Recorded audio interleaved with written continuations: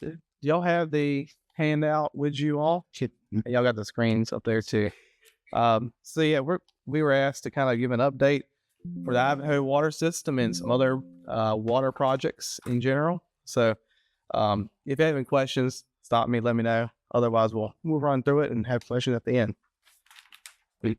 So the Ivanhoe Water System project, this is going to be more just an overview of the project, just because I know a lot of the board members, I don't think y'all were here when we first started it, and I know there's been a lot of change. So just want to make sure everybody's at the same speed, and then we'll give an update toward the end of this too. Background information, a lot of people are going to be familiar with this. Ivanhoe, of course, is in a very rural, remote area. Sampson, very southernmost part almost of the county. And when we first started looking at water here, I think it was brought to the attention of the county years and years ago, but the feasibility for just economic standpoint to get water was just not viable at that time. Luckily, in 2022, the American Rescue Plan Act, now a lot of people know as ARPA funds, came out, and it was to help areas like this. So we worked with the Public Works Department to come up with a funding application. And at the time, in March 2022, the Sampson County the Board of Commissioners actually approved us to submit and prepare a funding application to the Division of Water Infrastructure. And as a result, we received a $13.3 million grant on August 24th, 2022 for design and construction of that. So this project's been going on since 2022. Quick overview. So this is to provide potable drinking water to everybody in the Ivanhoe area that are within the project limits. It includes water main extensions from the existing Sampson County water system, booster pump station, and then a backup generator for that booster pump station. Next page is pretty small, but this does show kind of an overview of the project as it stands right now. So that gives you all the water mains, the blue, green, purple, those are different size water mains, and it shows at the very top most part near Ingold is where we're tying into the existing system. So as you can tell, it's a long ways to get down there to Ivanhoe, and this project, luckily with funding, was able to accomplish that. Now briefly go through the milestones for this project. This project is a typical design bid build project, not an alternative delivery method. So a lot of it is a very linear progression. That's also part of the funding itself. And you can see here it kind of starts all the way back in 2022 when we submitted the application. It took 3 months before we got the grant award. Following that, you have to submit a preliminary engineering report to discuss different alternatives for the project. That was done toward the end of that year. We didn't receive approval right away, so it was a few month process to get approval through DWI. And while that was ongoing and we were waiting for the approval, survey in the area started. And I think survey took about 8 to 10 months to get all that area surveyed, as you can imagine, with 40 some odd miles of water main. So during that, we did get some of the survey back early, and we were able to start and coincide our design with that. And we did meet the milestone date to submit all permits by December 1st, 2023. And then, as you can see, there's a long back and forth with the multiple permitting agencies to get the final approval of August 2024. Just right after we received the approval from all the permits, we went right out to bid to try to catch up on time. And through that, the state requires you to get a minimum of 3 bids. And if not, you must re-advertise. So the first time we submitted it out for bid, we received 2 bidders. And then I think I probably came to you all at the board saying that we would re-advertise.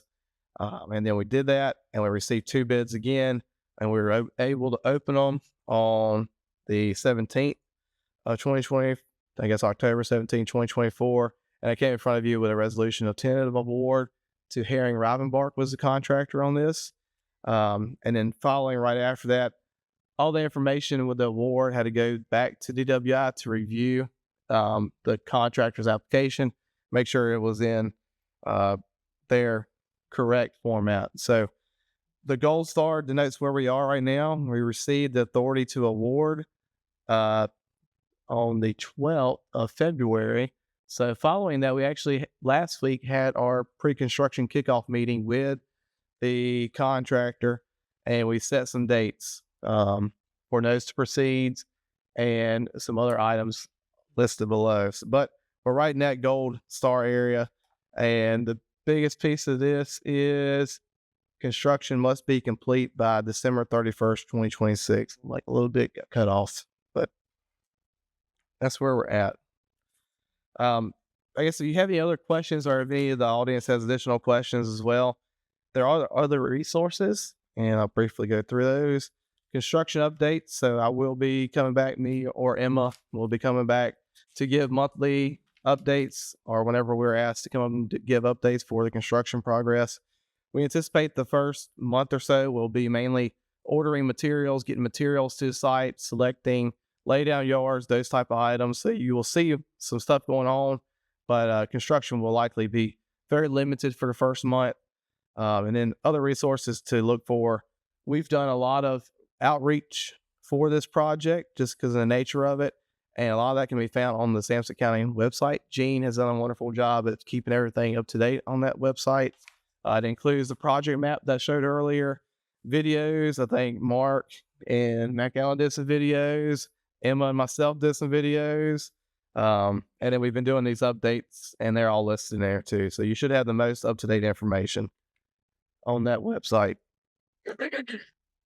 That's all I have for Ivanhoe. Any questions from anybody at this point? I can't wait till the end if y'all just want to ask a question at the very end. Okay, I'll move forward. Other projects that we have that we know are, of course, we need to consider at a time is the landfill area water main extension project. And I'll give a quick update. This includes water main extensions around the county landfill. Survey finally completed, I believe, a few weeks ago. But during that process, we've already been catching up with them on the design to help catch up on the overall project timeline. And the permit submissions anticipated April 1st, 2025, which is in line with the milestone date set with DWI. So we are looking good there. And just going with a gut check from what we've seen with Ivanhoe. Permit approvals anticipated late August. By the time we go back and forth with DWI and the other agencies for review, it'll probably be a few months. But as soon as permits are received, that's when we would start putting together the bid package and put out the advertisement for that project. The other projects that have recently became important, I know it was on the agenda, I think last month, are the emerging contaminant funding applications. So we've started looking at that. Actually, last week I asked the DEQ representatives to come to our office in Raleigh to discuss some of these projects and what we could do to help the county out. I know the two most important ones are in the Old Warsaw Road area and the Mintz area as well, Mintz Highway area. And those, again, will be providing potable water to those regions of Sampson County, trying to get people away from the PFAS and PFOA that are in some of the groundwater wells that were tested by the state. And I will make this known, the DEQ, a lot of those tests, we did not do the test. The county did not do the test.